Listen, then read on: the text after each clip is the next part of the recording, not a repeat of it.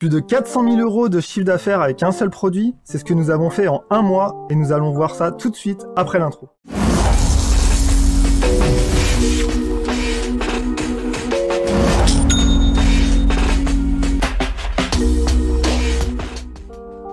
Salut à toi, c'est James et Alpha de Ecom Fastlane et aujourd'hui nous allons voir une étude de cas d'une de nos boutiques qui a réalisé plus de 400 000 € de chiffre d'affaires en un mois.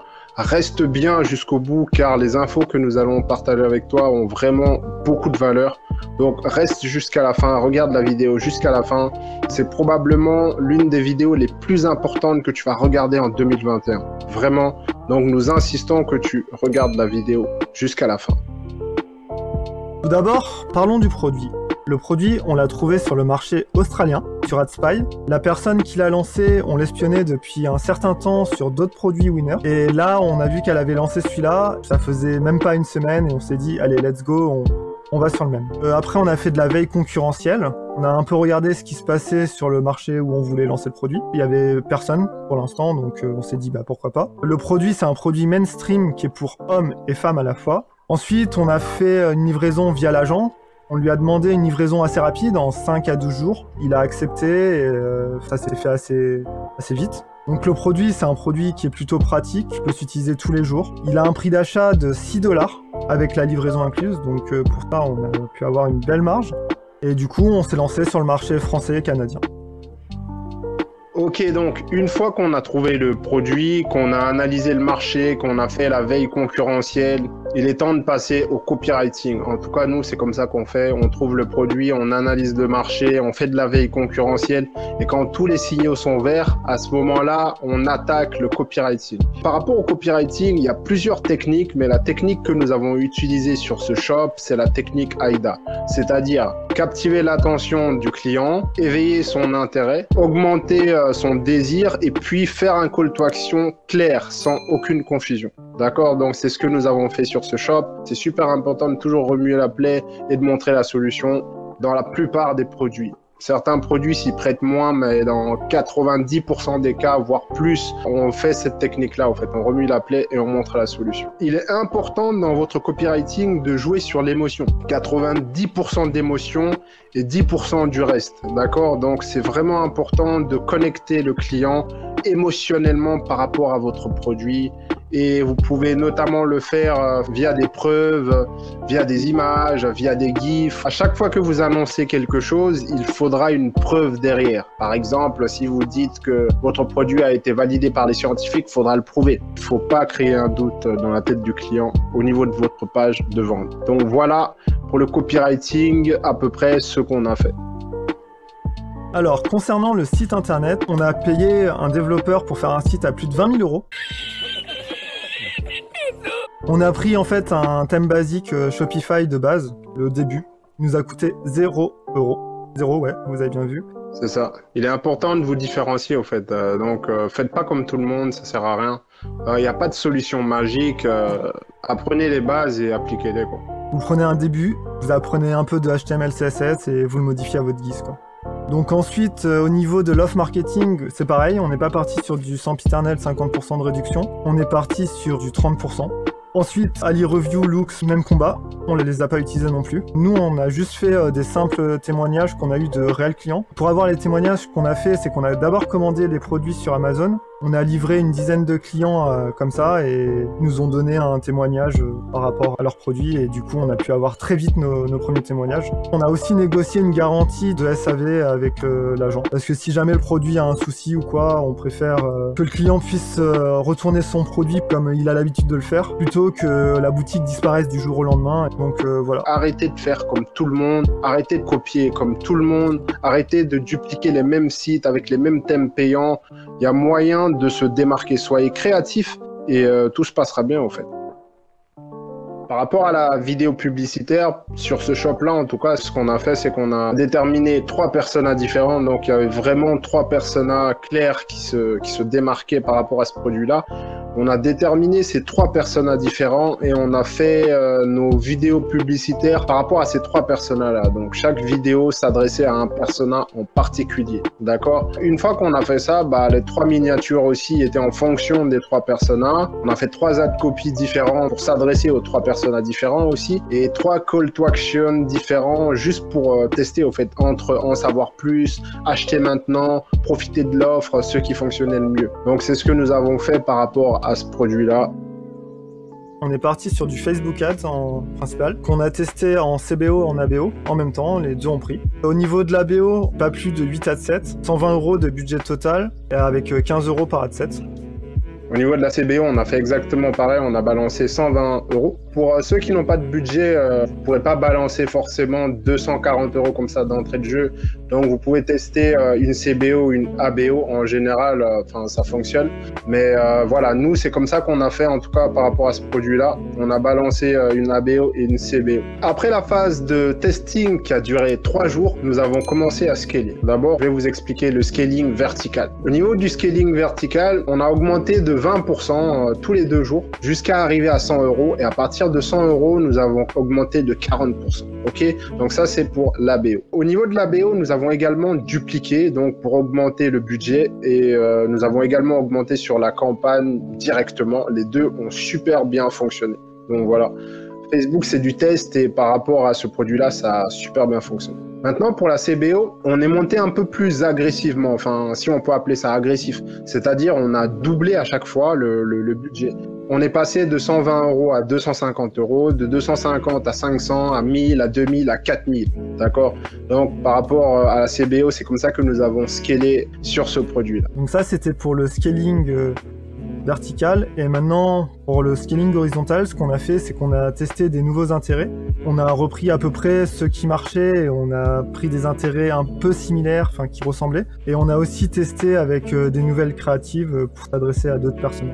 Donc voilà, tout ça, c'était pour la partie Facebook Ads. Et on est monté à plus de 15 000 € de budget à un moment donné.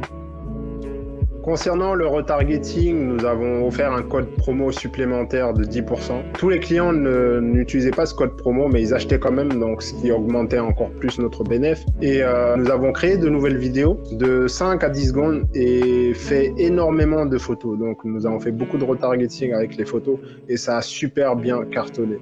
Donc je laisse James vous expliquer l'email marketing, SMS Bump et Google Ads.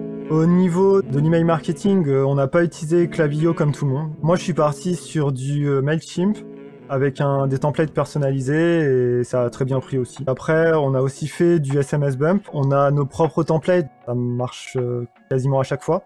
Donc là, on n'a pas eu vraiment de soucis. Ce qu'il faut prendre en compte sur SMS Bump, c'est surtout de faire des templates assez courts pour pas payer trop cher le SMS. Et après, c'est votre imagination et votre copywriting qui va marcher, quoi. Et si tout ça est réuni, normalement, il n'y a aucun souci avec SMS Bump. On a aussi fait du Google Ads. Et au niveau Google Ads, j'ai fait du retargeting branding, juste en tapant notre nom. Comme les clients revenaient en tapant juste le nom sur Google, ils nous trouvaient et on a fait plus de 60 000 €, je crois, de chiffre d'affaires de mémoire, avec seulement 1 000 € de budget sur Google Ads. Donc ça a été vraiment rentable, Google Ads. Et nous allons vous montrer tout ça dans quelques instants.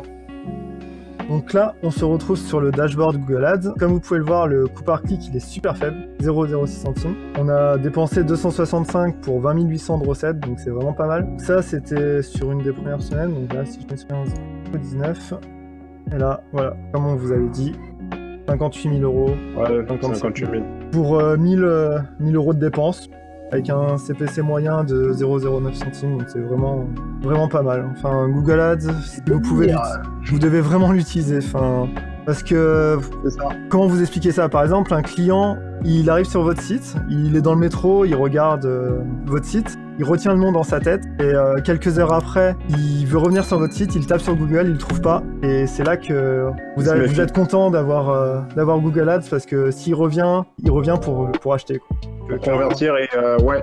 Donc multicanal, enfin vous commencez avec du Facebook Ads, enfin comme nous on a fait ici en tout cas, on a commencé avec du Facebook Ads et dès qu'on a vu que ça a pris, quelques temps après, une semaine après, on a mis en place tous les autres canaux d'acquisition quoi, Google Ads, l'email marketing, SMS Bump, etc. Et ça nous a vraiment apporté un gros plus et augmenté notre ROAS global, notre ROI. Alors, au niveau SMS Bump, comme vous voyez, on reprend à peu près les mêmes dates. On l'avait lancé un peu plus tard, quelques jours après. Donc, on a eu 1040 $ de dépenses pour 16 000 $ de retour. Donc, c'est vraiment pas mal, quoi. 447 de... Je peux sélectionner au niveau de la date afin qu'ils voient que c'est vrai, c'est vraiment réel, quoi. Rafraîchi, vraiment custom, comme ça, on voit en live. Et, on est transparent, quoi. On est en 2025. Alors on est en 2020, là c'est 2021. 15. 9 comme Google. Et vous voyez. C'est toujours pareil. Donc voilà, comme vous pouvez le constater, SMS Bump est vraiment rentable et Google Ads aussi. Enfin, un ROI de 1467, c'est juste extraordinaire. Donc dès qu'un produit décolle, n'hésitez pas à mettre en place, mettez en place ces sources de trafic là, quoi. Ne les négligez pas. C'est vraiment important de mettre ça en place afin d'optimiser votre CA et vos bénéfices. Cette fois, on se retrouve sur Mailchimp. Donc là, comme vous voyez, il y a la campagne. Alors, pour 6000 mails envoyés, on a eu 1860 inscrits, 185 commandes, 34 € de moyenne de commandes, donc ça fait à peu près 1300 € de revenus pour quasiment rien de dépensé. Un taux d'ouverture de 31,6%, c'est pas mal, et un click rate de 10% à peu près. Donc on est plutôt pas mal. Voilà la puissance du multicanal. C'est ça, très important. Bienvenue dans le dashboard Shopify. Nous allons vous montrer un peu l'arrière, les coulisses du shop. Donc, du 13 novembre au 13 décembre, vous pouvez constater qu'on a fait 432 592 ou 592 pour les Belges, 56 €. Donc, je vais rafraîchir ça. On va constater. Donc, on peut regarder semaine par semaine si vous voulez. Donc, si on regarde du 13 au 20, on applique. Voilà, on est à 43 000 € sur une semaine. Ici, donc là vous pouvez voir que le taux de conversion de la boutique est de 0%, pardon, c'est totalement normal. On a utilisé Checkout X, donc voilà, Shopify ne pouvait pas traquer ça. Donc en une semaine, 43 659. La semaine d'après, donc du 20 au 27, voilà, on a fait 100 000 € en une semaine. Vous pouvez voir l'effet du scaling, voilà. Donc si on regarde sur les 2 semaines, hop. On est à 139 000 € et là on va regarder sur un mois, on va pas s'amuser à regarder chaque semaine. Donc sur un mois du 13 novembre au 13 décembre, on applique. Voilà, vous pouvez voir 432 592 € avec une valeur moyenne de 33 €, ce qui est vraiment bien par rapport à l'achat de notre produit qui est 6 $, donc 5,10 € à peu près, ouais c'est ça, 5,10 €, donc ça nous coûtait vraiment rien et on avait un bon panier moyen, quoi. Voilà. Et on avait énormément de clients qui revenaient, donc qui revenaient après avoir vu la pub sur Facebook et qui ont acheté via du Google Ads ou SMS Bump, etc.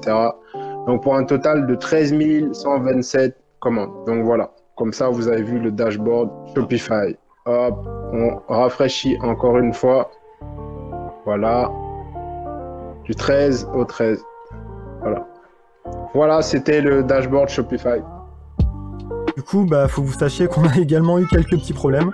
Parce que bon, une boutique sans problème, je crois pas que ça existe. On a eu quelques petits blocages Facebook, pas très méchants, mais on en a eu quelques-uns. On a eu également une rupture de stock qui a entraîné un peu de retard. Donc du coup, les clients étaient un peu mécontents, mais bon, on a réussi à rattraper ça au SAV avec un peu de mal, mais tout est bien qui finit bien et Et voilà, on a pu rattraper les retards. En fait, on a proposé des remboursements partiels pour les clients qui étaient mécontents et dans 95% des cas, c'est passé. Il y a d'autres qui voulaient rien savoir, donc on les a remboursés intégralement.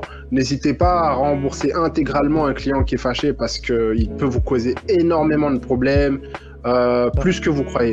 Les clients qui sont vraiment mécontents, remboursez-les. Et discutez avec tous les clients qui sont mécontents. N'essayez pas de fuir les clients ou quoi, parce que ça peut vous retomber dessus. Le client, tout ce qu'il cherche, c'est d'être rassuré, de savoir qu'il ne s'est pas fait arnaquer et que le processus soit mené jusqu'au bout.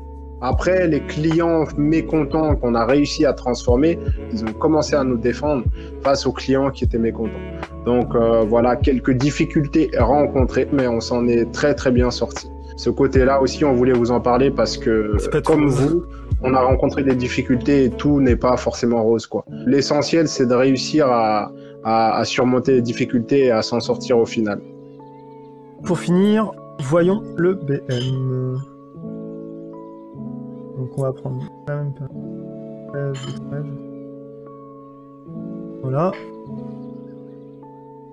Donc, comme on peut voir sur le BM, on a dépensé 176 000 $ pour 323 000 de CA sur Facebook. On avait un ROS de 1,83. Donc pourquoi un ROS de 1,83? C'est tout simplement parce qu'on est parti sur une stratégie multicanaux. Effectivement, le ROS, il est de 1,83 ici, mais comme vous avez vu avec Google, SMS Bump, la perte de data de CheckoutX, Mailchimp et encore les recommandations ou les gens qui reviennent sans passer par Google Ads, il est un peu faussé en fait le ROS. Mais bon, enfin... En réalité, il est beaucoup plus élevé. On est proche de 3, voire un peu plus, quoi. Donc voilà. Après, de toute façon, je vous montrerai les chiffres en détail dans quelques instants. Si vous voyez aussi, donc le CTR, il était à 2,97 de moyenne sur toute la période. C'est pas mal. On a eu 134 000 clics uniques. Les lectures de vidéos, elles étaient plutôt bien. Et c'est pour ça qu'on a pu faire autant de bénéfices. Donc voilà, yes. Ça c'était pour Facebook. Du coup, là, on va voir les chiffres. On va vous détailler les chiffres, le CA, les dépenses, etc. Combien de bénéfices il nous reste, car c'est le plus important, bénéfices avant impôt, etc. Donc, let's go. On va voir ça tout de suite. Maintenant qu'on vous a montré les coulisses du shop, nous tenions à vous montrer aussi les chiffres, donc en détail ce qu'on a dépensé, ce qu'on a gagné. On peut constater ensemble qu'on a fait 432 592,56 €. Ici, c'est la source du chiffre d'affaires, donc on a détaillé les différentes sources du chiffre d'affaires que vous pouvez regarder ici et vous pouvez lire. Donc Facebook, Google Ads, SMS, Mailchimp, tout ce qui provient, enfin tout le CA qui provient de la perte de data CheckoutX, plus autres recommandations, clients récurrents, etc. Donc voilà, on a scalé le produit jusqu'à 27 000 € par jour. Au niveau du budget publicitaire, on était à 176 460 $, ce qui équivaut à peu près à 144 000 €. Voilà, après ça fluctue, hein. Le dollar parfois il est un peu plus fort, parfois il baisse, donc ça vous le savez.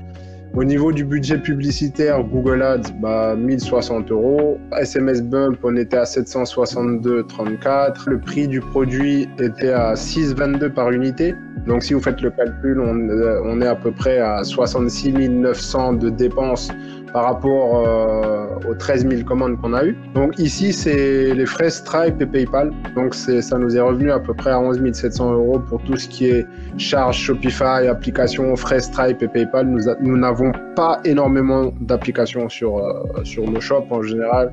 Donc vraiment minimaliste au maximum. Au niveau des remboursements, on a remboursé à peu près 5200, enfin pas à peu près exactement, 5289,06 €. Pour les bénéfices avant impôt, nous sommes à 202 199 €. Donc voilà, là vous avez tous les détails d'un shop qui génère plus de 430 000 € en un mois. Vous avez tous les détails ici, quoi. En réalité, on a généré beaucoup plus parce que le shop, il a tourné après le 13, mais on voulait juste vous montrer sur un mois ce que ça donnait, quoi, avec vraiment tous les détails. Donc comme ça, vous savez vraiment tout. Alors tout d'abord, félicitations à toi pour être resté jusqu'à la fin de la vidéo. Comme tu peux le voir, il y a une surprise. Et oui, on vous l'avait pas dit, mais il y a bien une surprise à la fin. Donc on va faire gagner un coaching à 7 personnes qui vont être coachées par nous. Si tu as suivi la vidéo jusqu'ici, c'est que tu as le mental pour réussir. Félicitations à toi dans un premier temps. Like la vidéo, abonne-toi et n'hésite pas à poser tes questions en commentaire comme d'habitude. Concernant les modalités de participation au coaching, Alpha va t'en parler tout de suite. Comment participer au concours? Il te suffit de t'abonner à la chaîne, de liker cette vidéo et de mettre en commentaire pourquoi tu as besoin du coaching. D'accord? Donc une fois que ça sera fait, dans la description, il y a un lien pour le Facebook privé. Tu devras rejoindre le Facebook privé parce que bientôt il y aura des lives dessus, donc tu vas pouvoir en bénéficier évidemment. Donc c'est important que tu rejoignes aussi le groupe privé Facebook. Une fois que ta demande sera validée dans ce groupe, tu trouveras un post intitulé concours. D'accord? En dessous de ce post, tu devras mettre une capture d'écran qui prouve que tu as liké la vidéo YouTube, que tu t'es abonné et que tu as commenté, donc tu as expliqué ta raison pour laquelle tu devrais être sélectionné. Tu devras également liker ce post. Donc pourquoi est-ce que la participation au concours elle est aussi chiante? C'est parce que nous voulons vraiment trier les personnes avec lesquelles nous allons travailler. Notre temps est très très précieux et très très important et nous ne voulons pas le donner à n'importe qui, ou à des personnes qui ne sont pas sérieuses. Donc voilà, c'est pour ça que c'est aussi chiant. Si tu veux participer au concours, tu sais ce qu'il te reste à faire. Tu peux appuyer sur pause, lire les modalités, tout faire dans l'ordre et tu vas augmenter tes chances de gagner. Merci d'avoir regardé cette vidéo. Nous te souhaitons une excellente année et à très bientôt à la prochaine vidéo. Ciao. Bonne année et à la prochaine.